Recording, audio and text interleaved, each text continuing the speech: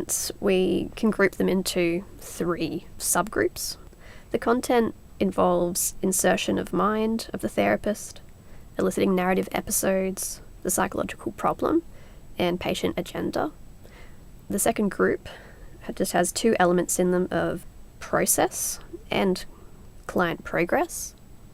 And finally, there's the category of what we call superordinate, which is the stimulation of self and other reflectivity and the stimulation of mastery.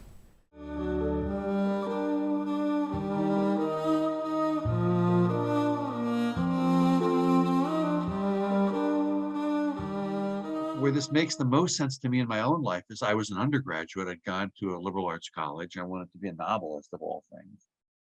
And I was later to discover I'm a terrible writer, and that was a bad idea. But that's how I started out. And so I took a bunch of English courses. And it turned out you had to take at least one science course to pass. And I was terrified of science. So I took psychology.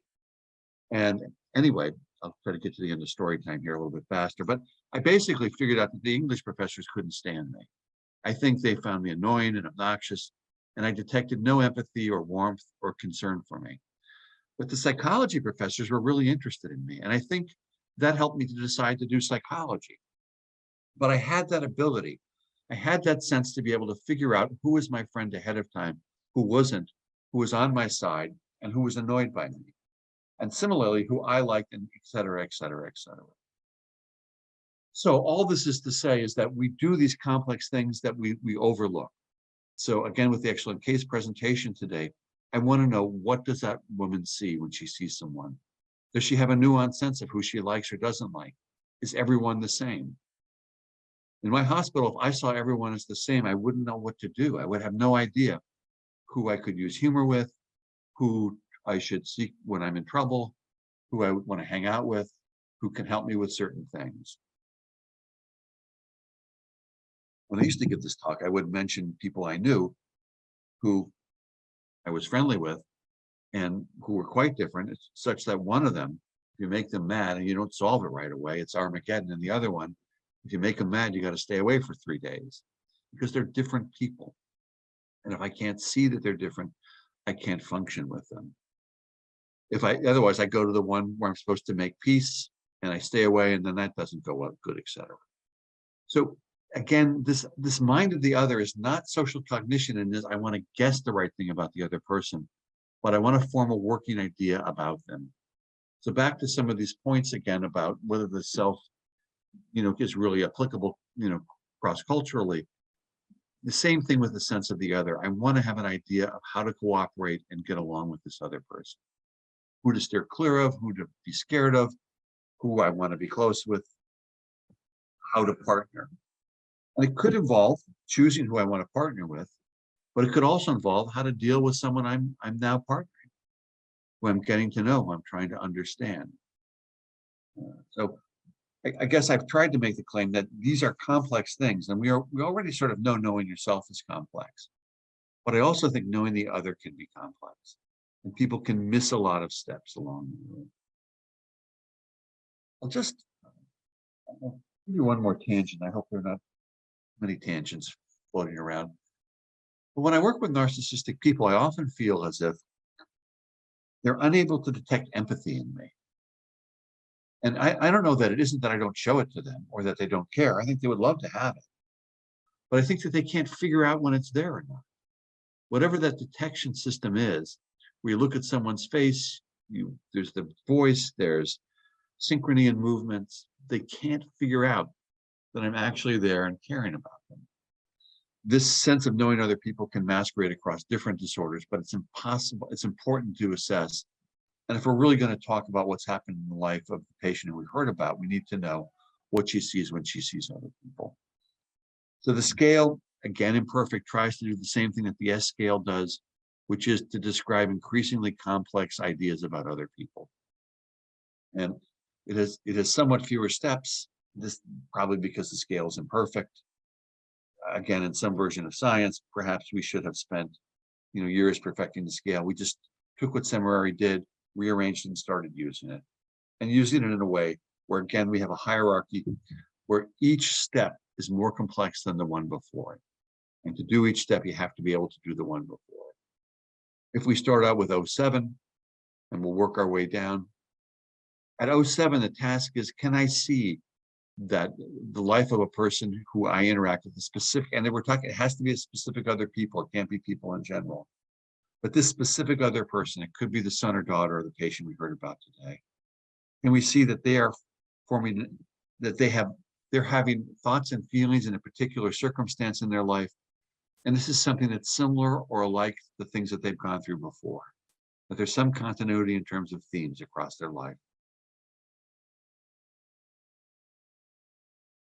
This corresponds neatly to S8 for the self-reflectivity scale.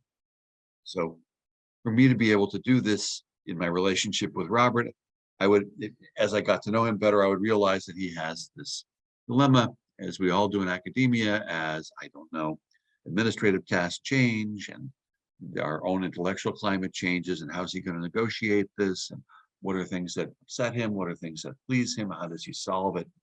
And I would realize that this is similar to perhaps ways that he solved things in the past, and there's this sort of aspect of him that's thoughtful, that's non-reactive, but not passive. I don't know, that's a quick picture of what someone can do at 07.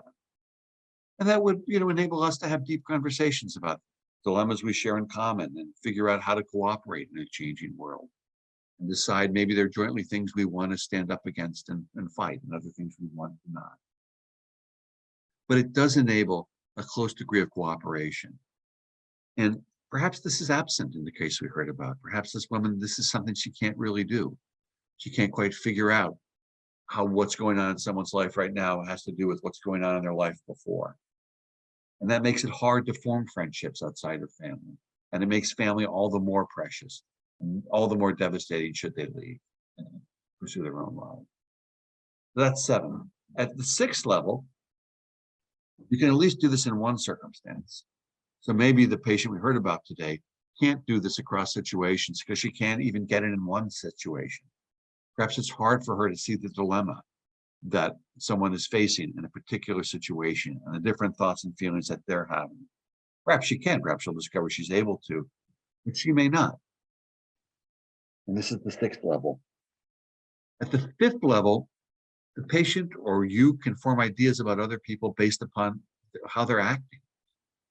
So for me to be able to do this with Robert at the 7th level, to see how this dilemma is playing out relative to others, I have to be able to think about a dilemma in his life. I have to be able to make guesses about him as well, not just on the basis of what he says. I don't just get what Robert says as gospel fact, but I make judgments about his gestures, his tone of voice. To be able to, again, end up with this thing at 07, I need to also be able at 05 to make guesses about people in general. And perhaps this is what I'm doing when I'm at college and I'm trying to figure out who's on my side or not. I don't know anything about these people's lives. Actually, somehow we're able to learn some about their lives later. In fact, actually, I became really close with one of my professors. But I'm making some guesses based on what's happening at 05. And this may be a stumbling block too. And it may be that it's difficult for the patient we heard about to make guesses about what people think. And hence there's a default into a sort of people are no good. Or perhaps it's easy to make guesses about really angry people because there are people in the past who were abusive. And that's the kind of person I can make guesses about, but otherwise not. Back to 04, at 04, to be able to do this, you have to be able to make guesses about emotions in other people. And this was really eye-opening for me in my early clinical work in Indianapolis, where I felt like you should be able to perceive feelings in other people since it was so intuitive for me. But really a struggle for many of the people I work with to be able to make complex guesses about emotions in others and not guess the right emotion. Again, that's the idea is not Robert has one true emotion. So it's not like there's a little tiny Robert inside of Robert. He's a true Robert. And if we know him, then we know the real Robert. And if we get him wrong, then we don't know Robert. We have to make guesses about him. All of us who know him have a slightly different idea. None of us have the right idea. But if we have good functioning O, the O scale, we're able to make reasonable evolving guesses that are responsive to what's happening in the world. All right. So not possible necessarily for everyone, or it may be able to guess extreme emotions. I think for people who've had abusive caretakers, maybe they're good at guessing anger because that means they're about to get slaughtered, or they can guess sexual intention. At O3, there's the ability to name different emotions. I mean, different cognitive operations. I at least know that there are different thoughts and feelings, different thoughts in the minds of other people. And this is necessary before being able to guess the emotions of others. Many patients with psychosis I've worked with really struggle to form ideas of what someone else may think. And it also doesn't even enter their mind. An example I'm fond of giving is a very intelligent patient I work with. Actually, the only person who completely got every item right on the information subtest of the WAIS-3. I mean, actually WAIS-4 got every single information item right. I say to him, your mom and your sister, are they similar people? Are they different? What sort of things do they think about and do? And he goes, oh, they're such different people because they cook different foods. And one cooks a certain food he likes and another cooks a different food he likes. But it's so hard for him to piece this information and create an image or idea of what's happening in the other person. Again, a working feel of who that other person really is in the world. And in the lower scales, we don't need to necessarily go into this in detail, but these describe people often with profound psychosis who aren't even sure that others are autonomous beings. It's really hard to make guesses of who and what they are. And I think, in our own lives, we recognize people with low O because they don't understand us and they don't seem to be able to. It isn't malice. It isn't just that they're dumb or they won't listen. They're stubborn. Whatever it is, what you have to do to piece together to get an idea of who I am or who Robert is, who Alex is, what sort of things do you put together? And you're listening to their tone of voice, their gestures, what they say, when they say it, how other people regard them. All this has to be assembled. And this is an attempt at a skeleton of what that assemblage looks like as a technology that gives you a feel for that person. I'm going to stick with this for one more second. And I know we're going to move shortly to what people thoughts about the session. But this also then guides intervention. And if the particular patient we heard about today really can't make guesses about people other than that they're angry, and then she's really good at it, which may be perhaps why she gravitates towards relationships with angry people. You keep asking her to what emotion someone sees, they won't get it. Same thing like, okay, it's hard for you to think about yourself. Well, keep trying. You can do it. Keep going. And that may not work because it may be you need to be sensitive to the level that that person is at in terms of the scale. And the scale provides, I think, some meaningful clinical input into, particularly this patient we heard about today, what thoughts were in your head in this situation? So when you were at the pool, where were you before? What happened when you were driving with your daughter? What were you thinking? Where did you go? What was it like? What did you feel in your body? So noticing the bits and pieces that can be assembled later. And same thing for the O scale. So those examples were for the S scale for today's case, but same thing for the O scale, which is what you notice when you see other people. And in our presentation 2 weeks ago, as I remember, this was a pretty demanding, angry person who we were all worried bad things would happen to him. But who does he see when he looks at someone else? What is he able to find? What does he notice? And I think we concluded very little. But therefore, just noticing, what do you notice about the other person? What do you see? When you look at that person, what comes to mind? What reactions do you have? What reactions do you not have? You have no reaction.